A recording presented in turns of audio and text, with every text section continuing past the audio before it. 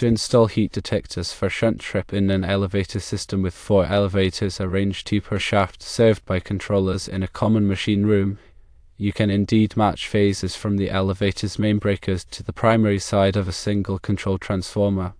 Here's how. Firstly, identify the main breakers. Locate the main breakers for each elevator. Determine the phases labeled L1, L2, and L3 for each breaker. Secondly, connect phases to the transformer. Connect the corresponding phases from each elevator's main breaker to the primary side of the control transformer. For example, connect L1 from all 4 breakers to one terminal, L2 to another terminal, and L3 to the third terminal. Thirdly, install fuse blocks. Place a set of fuse blocks between each elevator's main breaker and the transformer's primary side to protect the transformer and elevator circuits. Fourthly, create switch legs. From the secondary side of the control transformer, create separate switch legs for each elevator shaft in the machine room. Each switch leg consists of a switch, a heat detector, and a fuse or circuit breaker. Fifthly, wire heat detectors. Connect the heat detectors to the switch legs. Elevators in each shaft will be connected to switch legs corresponding to that shaft. Trip circuits function as follows. When a heat detector activates, it opens its switch. This interrupts the circuit to the corresponding elevator's main breaker shunt trip coil, causing the elevator's main breaker to trip and shut down the elevator. Heat detectors in each shaft trip only the 2 elevators in that shaft, while machine room heat detectors trip all 4 elevators. The control transformer provides power to all heat detectors while maintaining the desired tripping configuration. Regarding the technical aspects, ensure the control transformer is appropriately sized to handle the total load of all heat detectors and shunt trip coils. Calculate the total volt-ampere or volt-amps requirements. At a safety margin, typically 20 to 25%, to avoid overloading the transformer. Select a transformer with a primary voltage that matches the voltage of the elevator main breakers. Select a secondary voltage that matches the voltage requirements of the heat detectors and shunt trip coils. When connecting the phases to the transformer, verify that the phase rotation is correct. Incorrect phase rotation can cause issues with the operation of the shunt trip circuits. Use appropriately sized conductors for all wiring connections. Refer to the National Electrical Code NEC, Table 310.15 for conductor ampacity based on conductor type, insulation rating, and ambient temperature. Ensure that all wiring connections are made securely and properly terminated. Use appropriate connectors and terminals for the conductor size. The fuse blocks should be sized to protect the transformer and elevator circuits from overcurrent conditions. Select fuses with an amperage rating that is appropriate for the circuit being protected. The switch legs should be wired using conductors with appropriate insulation and ampacity ratings. Consider using THHN or THWN conductors for this application. The heat detectors should be mounted in accordance with the manufacturer's instructions and local codes. Ensure that the detectors are located in areas where they will be effective in detecting heat from a fire. The shunt trip coils should be wired in accordance with the manufacturer's instructions and local codes. Ensure that the coils are properly connected to the elevator main breakers. Test the heat detector and shunt trip circuits to ensure that they are functioning properly. Simulate a fire condition to verify that the heat detectors trip the elevator main breakers. Document all wiring connections and testing results for future reference. Keep a record of the transformer size, fuse ratings, conductor sizes, and heat detector locations. In this specific setup, you have 4 elevators. 2 elevators share each shaft. The control system must differentiate between the source of the heat alarm and act accordingly. For heat detectors located in the elevator shafts, the control system should only trip the elevators associated with that specific shaft. For heat detectors located in the machine room, the control system should trip all 4 elevators regardless of which detector is activated. To achieve this, divide the heat detectors into separate zones, each corresponding to a specific shaft in the machine room.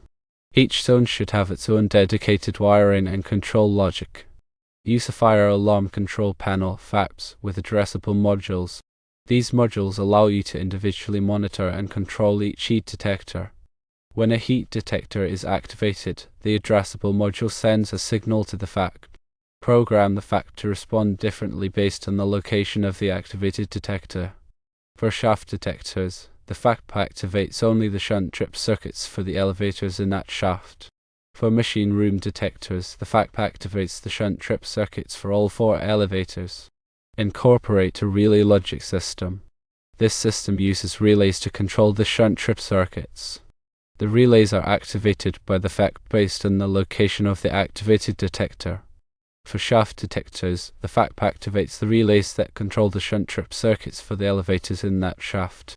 For machine room detectors, the FAC activates all relays tripping all 4 elevators. Use a programmable logic controller (PLC) to manage the control logic. The PLC can be programmed to respond to different input signals from the heat detectors. The PLC activates the appropriate output signals to control the shunt trip circuits. Shunt trip breakers must be correctly sized to handle the fault current. The shunt trip mechanism should be compatible with the elevator's main breakers. The wiring should comply with local and national electrical codes, including proper conduit, wire type, and grounding. Regular testing and maintenance of the system, including heat detectors, wiring, control panel, and shunt trip breakers, is critical. Document the testing procedures and results. Train personnel on the operation and maintenance of the fire safety system. Use a single control transformer for all heat detectors. The primary side of the transformer is connected to the main breakers of each elevator through fuse blocks. The secondary side provides low voltage power to the heat detectors. The voltage should match the requirements of the heat detectors and control circuitry. The transformer must be adequately sized for the total load of all heat detectors and control components. The wiring connections from the transformer to the heat detectors must be protected and properly sized. The wiring for each elevator shaft and the machine room should be kept separate to maintain zone control. Addressable heat detectors offer individual identification and reporting of each detector's status.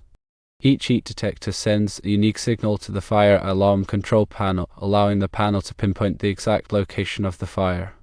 This precise information enables targeted responses. Only the elevators in the affected shaft are tripped, or all elevators are tripped if the alarm originates from the machine room. Conventional heat detectors are simpler and less expensive, but they don't provide individual identification. They are wired in zones. Each zone corresponds to a specific area, such as an elevator shaft or the machine room. When a heat detector in a zone is activated, the entire zone is reported as being an alarm. Conventional detectors require careful planning and wiring to ensure proper zone separation and functionality. Relay logic involves using relays to control the shunt trip circuits. A relay is an electrically operated switch that can be used to control a separate circuit. The fire alarm control panel activates the appropriate relays based on the location of the activated heat detector. The relays then activate the shunt trip circuits for the corresponding elevators.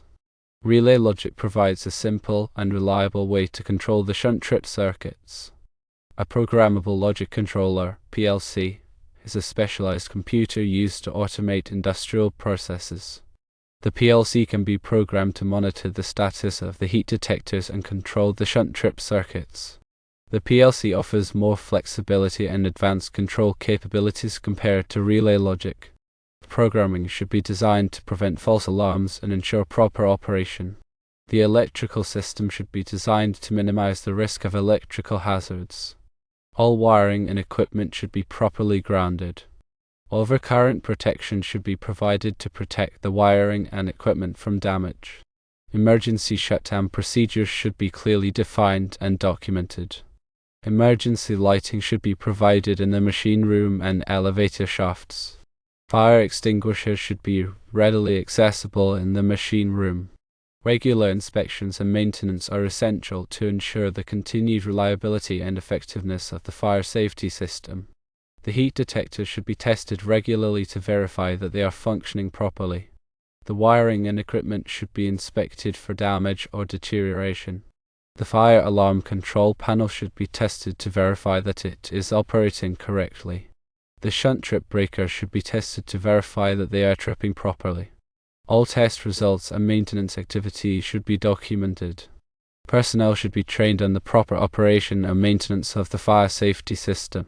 Training should include procedures for responding to fire alarms, operating the fire extinguishers, and performing routine inspections and maintenance. The specific requirements for fire safety systems in elevators are governed by various codes and standards, including the National Electrical Code, NEC, NFPA 72, the National Fire Alarm and Signaling Code, and local building codes. Compliance with these codes and standards is essential to ensure the safety of occupants and the proper functioning of the fire safety system. NEC Article 620 covers electrical equipment and wiring for elevators, dumbwaiters, escalators, moving walks, platform lifts, and stairway chairlifts. It provides requirements for power supply, disconnecting means, overcurrent protection, control circuits, and wiring methods. NFPA 72 provides requirements for the application, installation, location, performance, inspection, testing, and maintenance of fire alarm and signaling systems.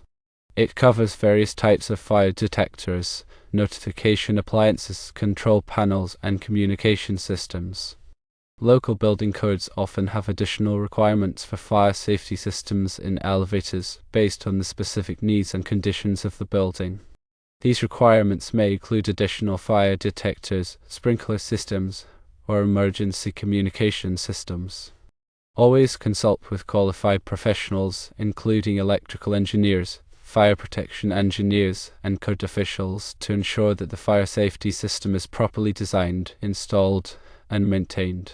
They can provide guidance on the specific requirements for the project and ensure that the system complies with all applicable codes and standards. The heat detectors used should be appropriate for the environment in which they are installed. Heat detectors are less prone to false alarms caused by dust, smoke, or other environmental factors. Different types of heat detectors are available, including fixed temperature detectors, rate of rise detectors, and combination detectors. Fixed temperature detectors activate when the temperature reaches a predetermined level. Rate of rise detectors activate when the temperature rises rapidly. Combination detectors combine both fixed temperature and rate of rise detection. The selection of the appropriate type of heat detector depends on the specific application and the potential fire hazards. The location of the heat detectors is also critical. The detectors should be placed in areas where they will be most effective in detecting heat from a fire. Detectors should be located near potential ignition sources and in areas where heat is likely to accumulate. The spacing of the detectors should comply with the manufacturer's recommendations and applicable codes. The control transformer should be sized to provide sufficient power for all the heat detectors and shunt trip coils. Overloading the transformer can cause it to overheat and fail. The transformer should be protected by overcurrent devices, such as fuses or circuit breakers. The wiring connections to the transformer should be properly sized and insulated. The shunt trip breakers should be compatible with the elevator's main breakers. The shunt trip mechanism should be reliable and capable of tripping the breaker quickly in the event of a fire. The shunt trip breaker should be tested regularly to verify that they are functioning properly. The wiring for the shunt trip circuit should be properly sized and insulated. The wiring should be protected from physical damage.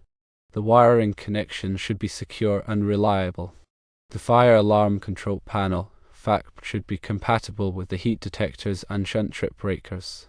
The FAP should be capable of monitoring the status of the heat detectors and activating the shunt trip circuits when a fire is detected. The FAP should have a backup power supply to ensure that it continues to operate in the event of a power outage. The FAP should be tested regularly to verify that it is functioning properly.